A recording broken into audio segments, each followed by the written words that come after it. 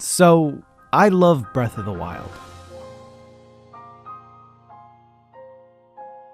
I don't know that I can say it's the best Zelda game ever made, or even my favorite, but it is definitely the Zelda game that I, and presumably most fans of the series, needed to play right now in order to remember how special this franchise can be. Skyward Sword agitated a lot of people, myself included, with its hand-holdy design choices, and Breath of the Wild is the perfect response to those frustrations. The amount of player freedom it offers is staggering, and unlike many modern games, it trusts that players aren't total idiots, allowing them to answer questions like where to go, what to do, and how to do things without constant instruction or reminders, which is immensely refreshing. Having a game answer these kinds of questions for the players before they even get the chance to answer them takes away agency and leads to a feeling of being on autopilot. Instead of providing answers, Breath of the Wild starts almost every quest, diversion, and plot point with the question. They are often quick and easy to answer, but Breath of the Wild's ability to link together tiny activities through these questions plays a huge role in building the sense of freedom and adventure that makes this title so special.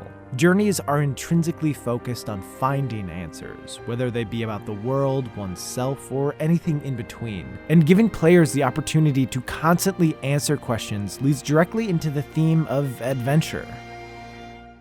To be honest, I really expected not to like Breath of the Wild. After hearing that this entry would feature an open world, I assumed it wasn't really for me. If you've been around my channel for a while, you know that a lot of staples of the genre bother me. So many titles don't do the heavy lifting when it comes to world design, which makes things like minimaps and fast travel become crutches that are leaned on far too often. These functions often strip away mystery and organic discovery. Surprisingly though, the way Breath of the Wild approaches travel and navigation pretty much lines up with what I've been hoping to see from open world games for a while now. The world is densely peppered with tons of little things to do while heading to a destination that don't take up much time and give useful rewards. In general, Nintendo did a superb job with placing and creating notable stuff in every nook and cranny of the map. When playing, it seemed like no matter where I went, I found something worthwhile. Although Breath of the Wild feels like one massive adventure, it is really just a well-connected string of tiny ones. And a large part of that derives from that idea of the game presenting almost everything as a question instead of as an answer. This can be best seen with one of the game's main collectibles, the Korok Seeds. Instead of just being an actual item scattered across the map that players can run to and quickly pick up, the developers opted to hide the Korok Seeds behind small inconsistencies in the world. So instead of saying, oh, there's a little thing I should pick up, an actual question is formed. Why is there a circle of rocks in this lake? Or what are these blocks doing here? They are simple questions with simple answers, but they act as quick hooks that lead to small challenges and rewards. There's mystery to each Korok Seed, which is far more compelling than just seeing a blue orb and grabbing it. Even when the connection between these inconsistencies and Korok Seeds is made, there's always the question of what do I do to get it? So that sense of uncertainty never fully goes away.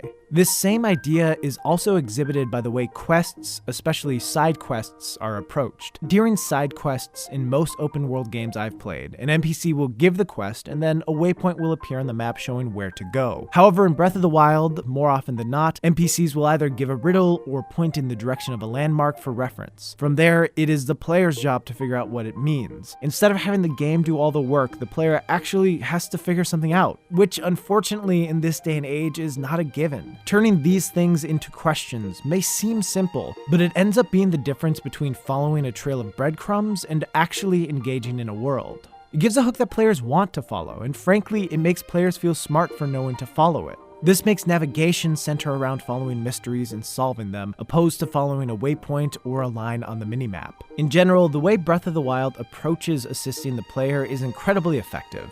For instance, despite having a busy HUD that at first glance seems overbearing, all the information on it can be picked up from audio and visual cues, whether it be from Link's body language or the terrain itself. The first thing I did when I started playing was turn off the minimap, and at no point did I struggle with navigation. There are so many memorable landmarks, all but forcing players to become familiar with the layout of Hyrule despite its enormous size. Also, the game's massive draw distance makes it really easy to examine the landscape, identify familiar places, pick a path, and move accordingly. While I usually get tired of traveling across a map due to boring movement mechanics and there not being enough to do between quest markers, I didn't really feel those issues with Breath of the Wild because of how bombarded I was with all those tiny questions. What's over this hill? Is there anything near this monster camp that could help me take them out? What else do I need to do to solve this riddle? And the fact that there are multiple ways to answer any given question also adds to feeling powerful as a player. And Link's mobility is actually one of the main sources of that player freedom. Being able to climb on anything and glide from place to place opens up a lot of possibilities for traversal and exploration, which pairs well with the fact that there's so much to discover. At the same time, there are enough limitations with his mobility that players are incentivized to either increase Link's abilities or find creative ways to navigate areas. With the proper vantage point or enough stamina, players can go anywhere in Breath of the Wild. And being able to travel anywhere in order to answer a question, whether it be in regards to a collectible or location, satisfies the basic premise of what an open world can be.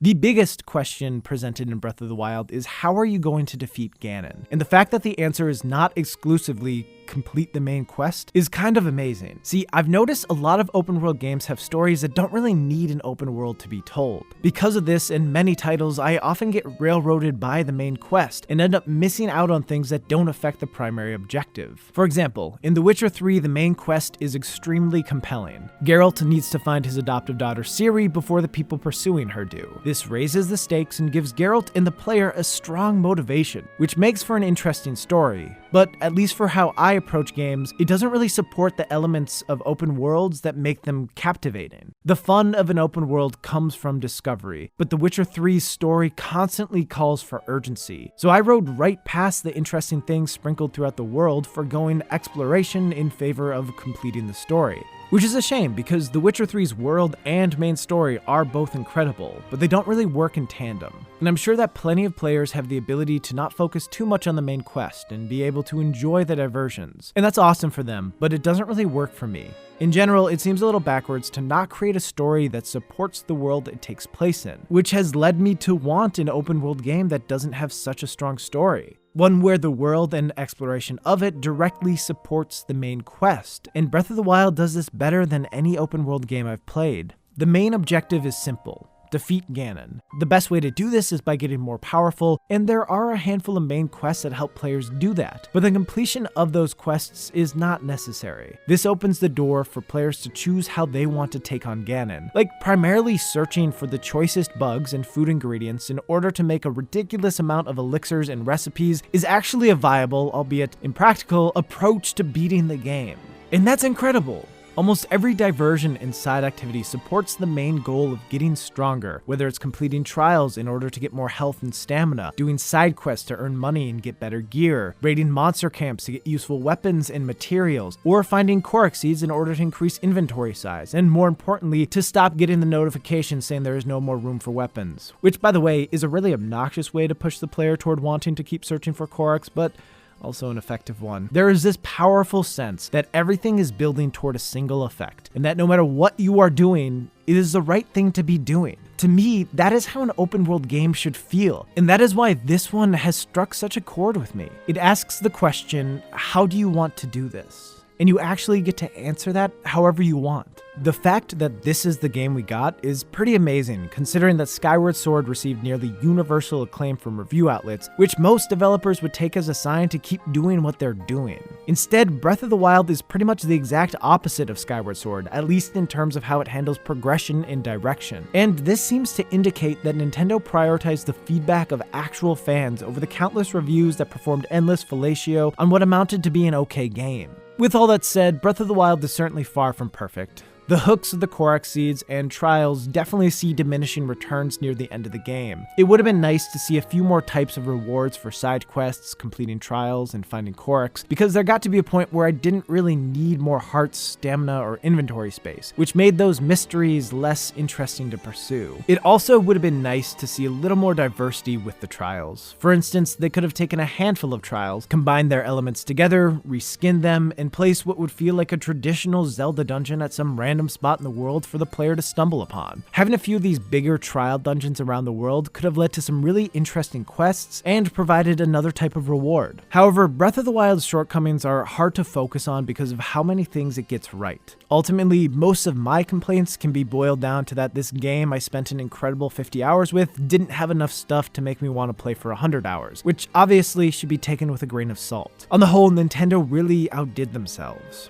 They approached their world with a care and focus that is rare for this genre because of how hard it is to do right. Recently, faith in the Zelda franchise and Nintendo have been at an all-time low, but Breath of the Wild proved that Nintendo still has a lot of surprises up their sleeve, and at the end of the day, they know how to make good games. Zelda started as a series about adventure and exploration, and this entry nails those tenets more powerfully than any Zelda game before it. I can't vouch for everything Nintendo does, but at the very least, they understand the power that questions and mystery can have on an adventure.